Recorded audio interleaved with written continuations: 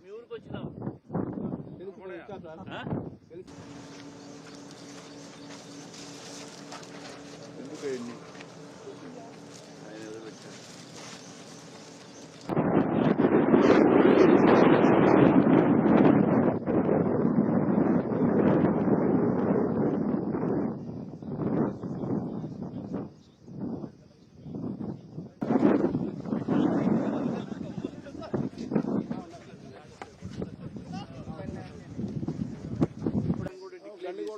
Teams ఉన్నాయి update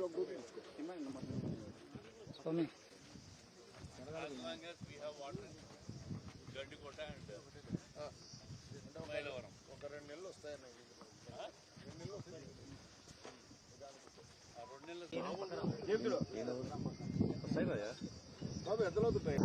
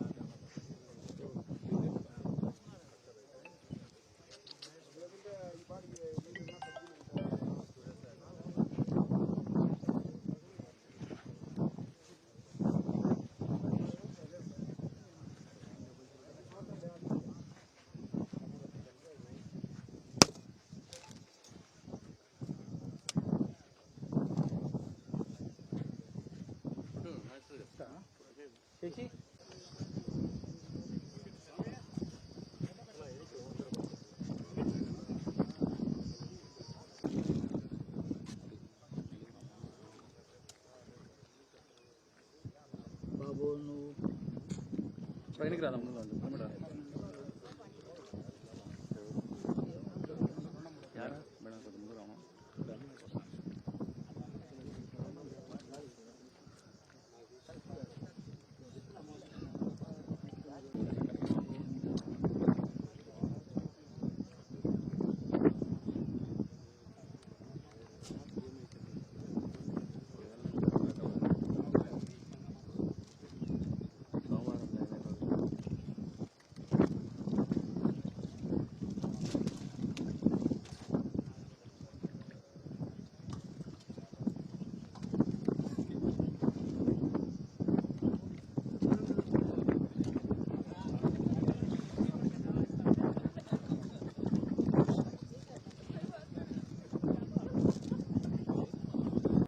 ఈరోజు ఎలినో ప్రభావం వలన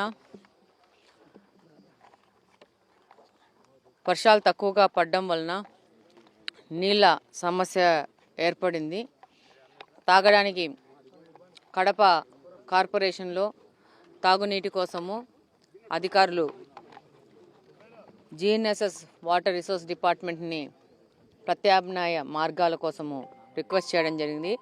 అందులో భాగంగా గండికోట నుంచి మైలవరంకి నీళ్లు విడుదల చేయడం జరిగింది. దాని మీద ఈరోజు తెల్లహారతి లింగంపల్లి రిజర్వాయర్ దగ్గర జలహారతి ఇవ్వడం జరిగింది. కడపకి దాదాపు 4.5 లక్షల మంది జనాభా ఉన్నారు.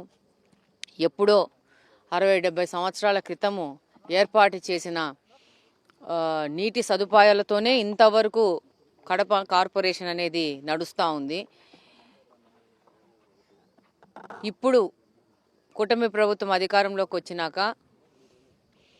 బ్రహ్మసాగర్ నుంచి ఈ యొక్క నీటి కష్టాలు కార్పొరేషన్ నుంచి బయటికి తీసుకురావాలనే ఉద్దేశంతో ఆ టెండర్లు జరిగి ఆ వర్కులు మొదలైనాయి.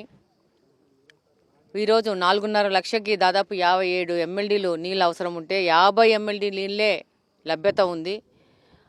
అదే తక్కువ జనాభాకు ఏ విధంగా వసతులు కల్పించినాయి అదే వసతులతో ఈరోజు 2026వ సంవత్సరంలో కూడా అదే అరేంజ్మెంట్స్తో కడప కార్పొరేషన్ నడుస్తుంది. దీని నుంచి బయటికి రావాల్సిన అవసరం ఉంది. అలాగనే నియోజకవర్గంలోని ప్రజలకందరికీ ఎలినో ప్రభావం వలన కొంచెంగా తాగునీటి సమస్యలు కార్పొరేషన్కి ఏర్పడే ప్రమాదం ఉంది. కాబట్టి దానికి సంబంధించిన ప్రత్యామ్నాయ మార్గాల్ని ఆల్రెడీ కార్పొరేషన్ సిబ్బంది ఏర్పాటు చేయడం జరిగింది. నియోజకవర్గ ప్రజలు కూడా నీటిని జాగ్రత్తగా వాడుకోవాలి అని చెప్పేసి విన్నపం చేసుకుంటా ఉన్నాము. ప్రతి ఒక్కరూ తప్పనిసరిగా యూట్యూబ్లోకి వెళ్ళి కడప వార్తను లైక్ చేయండి, సబ్స్క్రైబ్ చేయండి. ఇట్లు మీ జి రమణయ్య, ఎడిటర్, కడప వార్త.